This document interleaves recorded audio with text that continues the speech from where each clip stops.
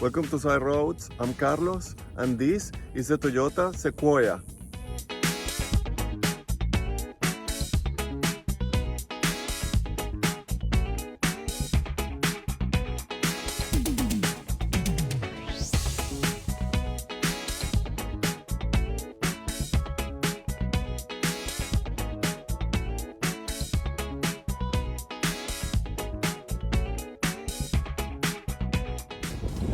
The Toyota Sequoia, it is a full-size SUV.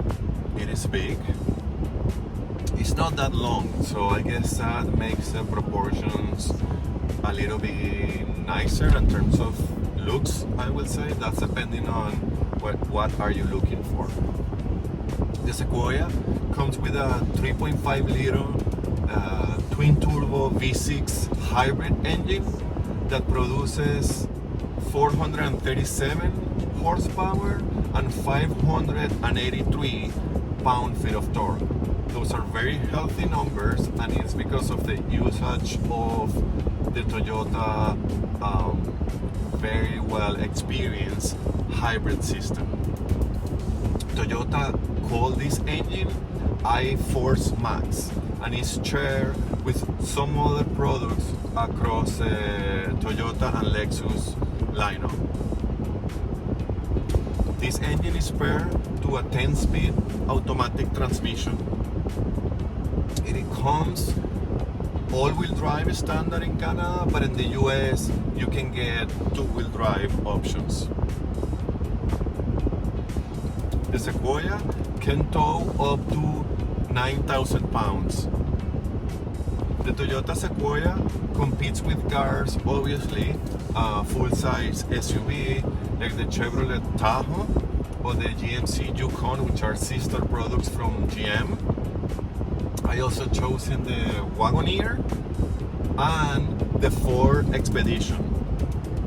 I don't necessarily think that that's a one-to-one in all the cases. As I said before, this is a little bit shorter, but it has proportions more suited to Toyota products than the American products.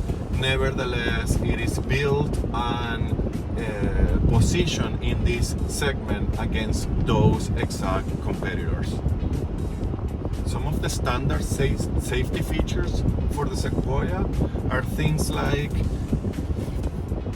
blind spot monitoring with rear cross traffic alert, intuitive parking assist with auto braking, right left turn oncoming pedestrian detection braking, lane traction assist, pre-collision system with pedestrian detection, cyclist detection, and nighttime pedestrian detection, left turn oncoming vehicle detection braking, and pre-collision system with risk avoidance emergency steering assist. Fuel efficiency for the Sequoia, which I don't necessarily think that any car on this segment is designed for that, although they have been getting better and better with time, and because it has a hybrid system, should help a lot with that. So the figures are 12.6 liters per 100 kilometers in the city and 10.5 liters per 100 kilometers in the highway, which is 19 mpg city and 22 mpg highway. Price for the Sequoia in Canada, it starts around the 83,000 Canadian dollars, and the top trim goes up to 99,000 Canadian dollars. There are some options in some packages that you can add to those, but that's pretty much the range. In the US, the price starts around 61,000 US dollars, and the top trim comes up to 81,000 US dollars. And the gap between the base price when comparing US and Canada are because that offering that I mentioned before, that in the US you can have it with two-wheel drive instead of four-wheel drive or 4x4 only in Canada.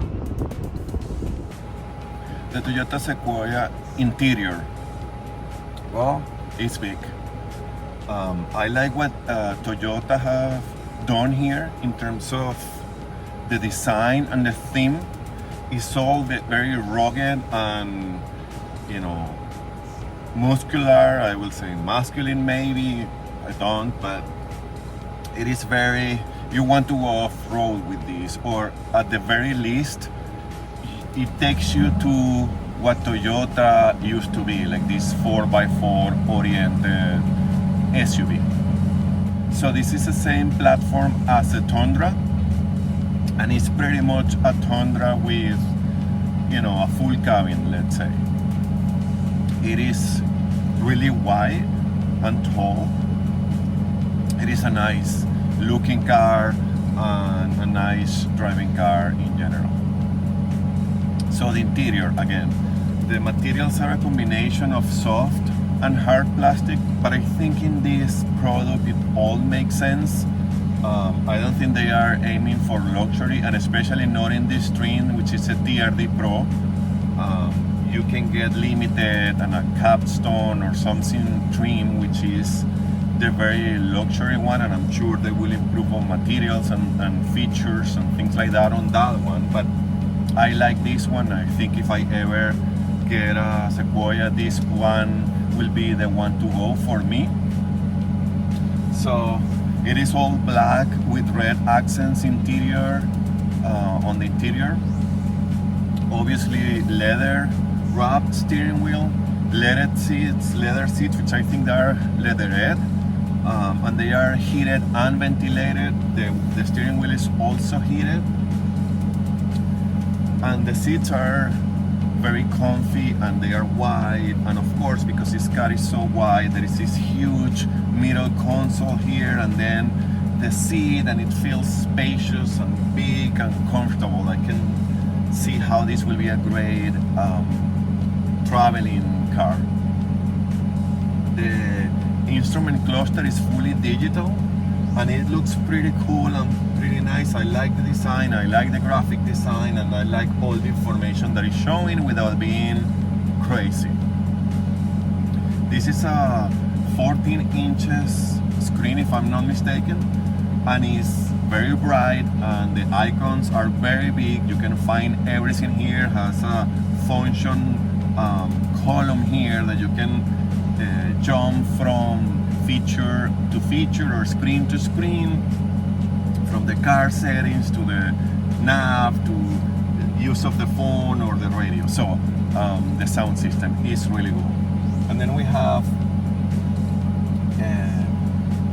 this regular shifter, which you know I love, and it feels nice and big and robust, and, you know, perfectly for this car.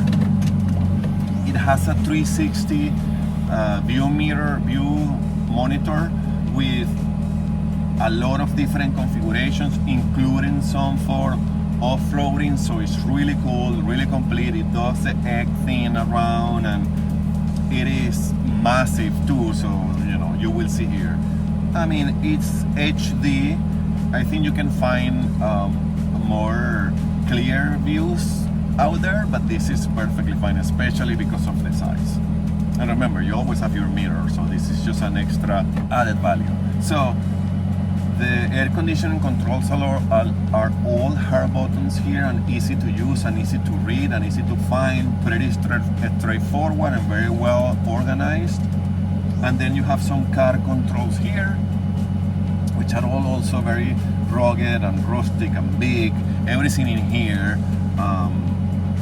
screams comfort with let's go anywhere, which I think is kind of a cool theme. Of course, cup holders here, and as I mentioned, this massive center console that have this tray and this little one here, and of course it opens all the way and it's huge. So this is full functionality. I mean, for big families, even though this is not the biggest full-size SUV, I can tell this will be super functional.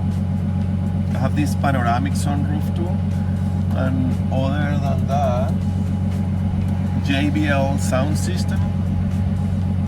And again, it's very comfortable and it's very unique, I would say, not only because of the design, but because of the TRD Pro theme. So I really, really like this. It's a nice interior. I, of course, fit behind myself on here. And there is something interesting to me here. Typically, bigger cars are not as great on interior practicality and design because they are counting on how big the car is. So by default, they are spacious. But here, Toyota did something because the amount of space in the second row is crazy. And I have been in cars that compete with this, and I don't remember being that big, having that much space between the second row and the first row. So it's huge win there. And then the third row, I fit behind myself as well. The seats are a little bit on the low side, so my knees are up. So it's not the most comfortable for adults, but I'm a tall person, so regular size, normal size person will be more comfortable there. It's okay for adults to go for short trips, and it's perfect for kids. The seats were comfy, it's wide, so there is enough space there, and the knees, I had clearance too, so it worked well. The trunk, that's where I think is a disadvantage of this car comparing to others on the segment. The trunk with the seats up is very little space left there. With the seats down, there is a space, but there is like a low double level there. I think it's because of the hybrid system is installed there, so it's practical. And unless you want to transport something extremely big, it will work, and it aligns with the second row when it's down as well. There is just a step there, so I think on that sense competitors may be better, but then you are not getting a Toyota. We're going with a different option, so one for the other. How is to drive the Sequoia? Well, it is very commanding. Let me start with that. Your seat's really high, the hood is huge, and you can see everything. Of course, visibility is really good in here in general, at least windshield and side windows, and you feel like the king of the road, of course, which is pretty much the case for any full-size SUV. So I don't know if it's limited to this TRD Pro trim, but I'm surprised that it doesn't feel that floaty and that big. I like this car because despite of the size, I don't feel that I'm driving a boat necessarily. I'm guessing that the more luxury trims will have a more soft ride. I'm not saying this is rough or uncomfortable, it's not. And the seats are comfy, but it feels somehow composed, which I like. I mean, I know that's not necessarily something that people is looking in this segment, but I don't like overly floaty and overly soft cars. So this one is good. I like it doesn't lean a lot front to back or to the sides. So I like it. I don't feel that I'm driving such a huge car, which helps with the driving experience for sure. The engine is pretty powerful. It takes off with no issues. I think the hybrid system is helping with that as well. It sounds like you are driving a huge V8 or something. Of course, not exactly like a V8, but it has this growl, these sounds that makes you feel that you have this massive engine. It's a good engine, it's a powerful engine, but it makes the tricks on helping you feel that you are driving this beast, which is a little bit of a beast. Brakes are okay. I think are adequate for this type of car. I would like a little bit more of precision while braking, but there are trade-offs when you get in this type of cars and in general in this market. The steering is soft. The weight of the steering is really soft and light. It's easy to park. There is a little bit of resistance there, but I think it's artificial, so I'm not super crazy about it. But it makes a car comfortable enough, and at the same time with some level of control and input feedback that is good enough. Oh yeah, and if you float it, it goes. It feels really quiet in here as well, and this TRD Pro trim comes with all-terrain tires on a 17 or I think 18 inches wheels. So this is the off-road version, the rugged version. So I was expecting the tires to be more intrusive in the cabin. They are not, so it's pretty well insulated in here. In general, from the road and everything, but also the tires doesn't really do any damage. I can imagine the ones with regular tires will be extremely quiet. And I have to repeat myself, I like how the car doesn't feel very floaty. Really liking that part. Another thing about driving this car is it's easy to maneuver. It's huge, right?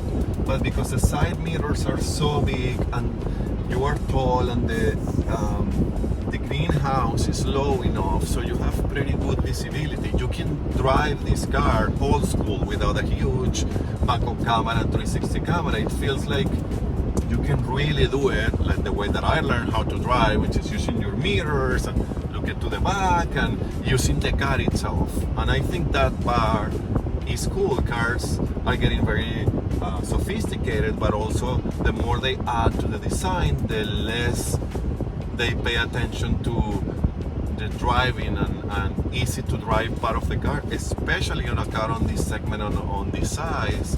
So I feel very comfortable in here. I'm not overwhelmed or intimidated by any means. I am liking this car more than I ever thought I would. Are you a Toyota fan but need a little bit of extra space and off-road capability? Toyota Sequoia.